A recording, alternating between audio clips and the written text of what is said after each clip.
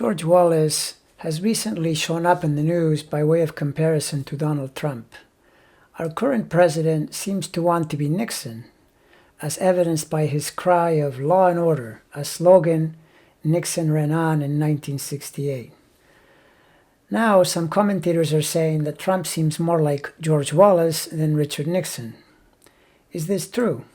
Well, I would say where it really matters, yes, Trump is a lot more like Wallace than Nixon.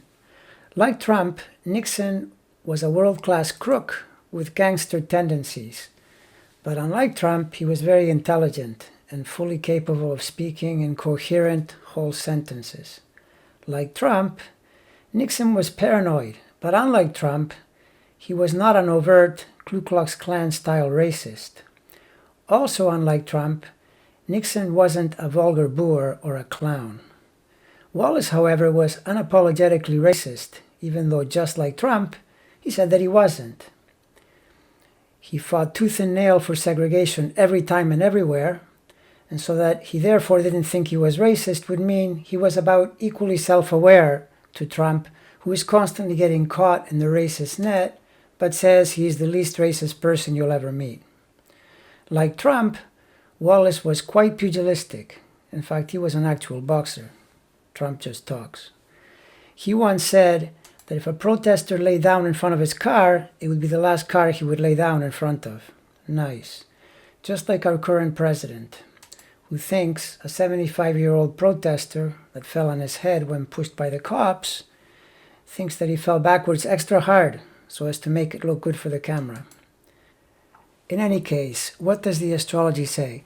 If you look at Nixon's chart, you don't see a whole lot of connection or similarity to Trump's, other than Nixon's difficult Neptune opposite Sun and consequent self-delusion. In that case, similar to Trump's Mercury-Neptune square, and Nixon's Pluto opposite Mars to correlate with his dictatorial and criminal tendencies, much like Trump's rising Pluto.